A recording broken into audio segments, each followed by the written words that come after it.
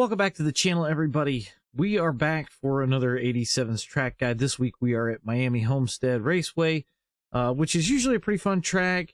Little on the tire savvy side with how you're gonna have to run this place, but overall I think everybody's gonna pretty much enjoy it. Usually pretty clean racing, save for the occasional guy that will slide out here. But let's go ahead. We're gonna break into a couple of laps around here, and then we'll break into my findings from my testing.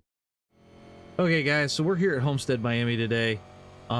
This place has little to if any grip, the way that this car runs, but I figured I'd at least give you a good walk around on how I like to run this track.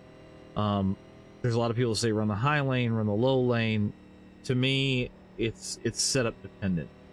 I've already done some testing that we'll talk about after I do the walk around, and it pertains to the reason I'm running the track the way that I am is it pertains to how the setup is running. So we'll just give you a good walk around here, and again, break points just like usual. Set your own, set what you know.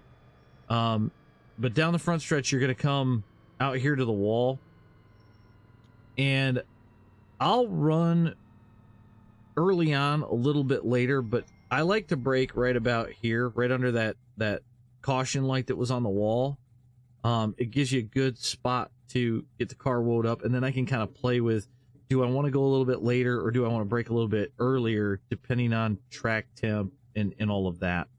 So that's a good marker. If it feels like the car wants to walk in the corner, back that brake point up by about a car length, but that's a good starting point. So at that point, I like to go ahead and kind of start easing my way down. And a lot of people are going to say run that high line, and I'm going to tell you don't do it. Try to keep it like right about here on this white line, nice and low, nice and slow. Like I said, we'll get into the data as to why after we get done, doing this part.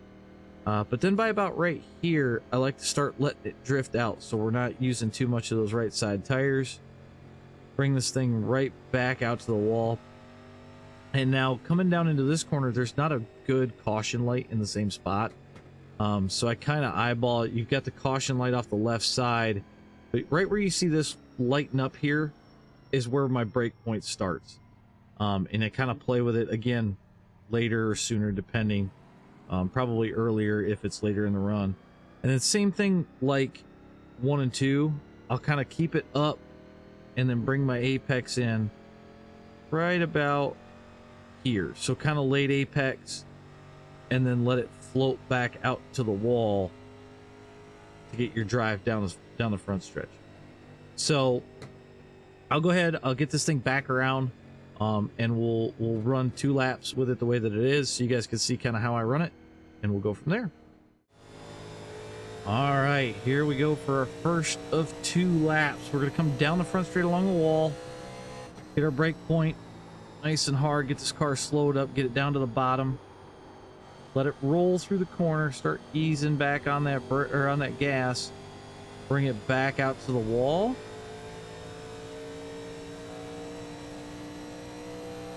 And then we're gonna hit our brake point again, easing off, letting it trail through. Try to get that left rear to slide a little bit, get back on the gas, hard on the gas out to the wall. Again, run that wall and hard into the brakes again, get it slowed up to make this corner, still trailing. Bring it down to our apex, let it start to float out. Hard on the gas, out to the wall, hit our brake point one more time. But there we go. Good turn on this one. Get a good drive out, up against the wall, and there's 2 laps at Homestead. All right, guys, so as I said before, Homestead Miami is a interesting track. When I say that, it doesn't really have a lot of grip.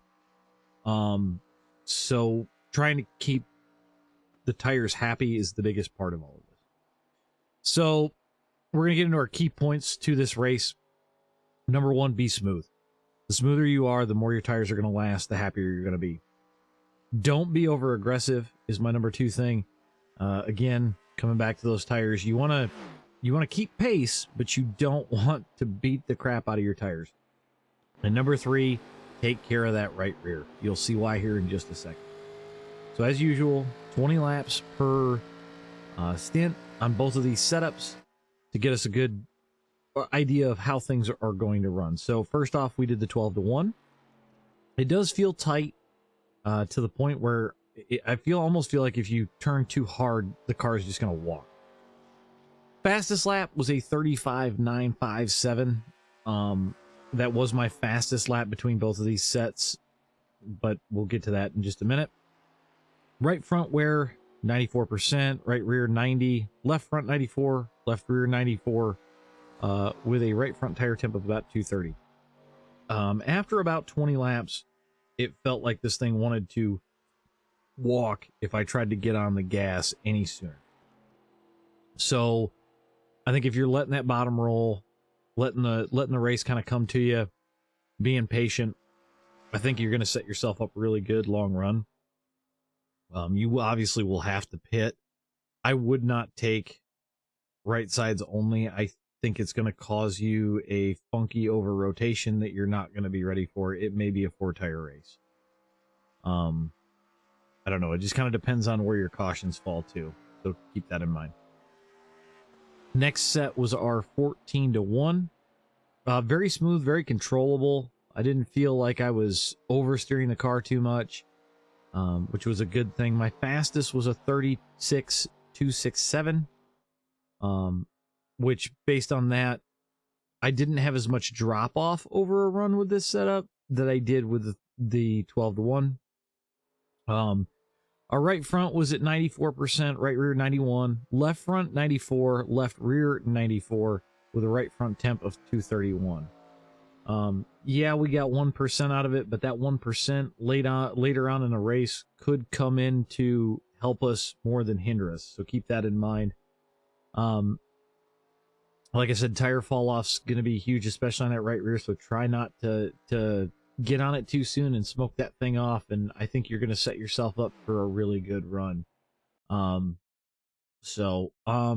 That's Miami pretty much in a nutshell. It's going to be a lot of rolling the corners. Just being patient, guys. That's the best I got for you. You could try ripping the wall, but I don't really notice a benefit with this car here. And I think you're just going to heat the tires up a little bit too much. So you can give that a shot. If it works better than the low line that I gave you, let me know in the comments below. I'd love to hear how it works. And as always, thank you all for watching, and we'll catch you guys at the races.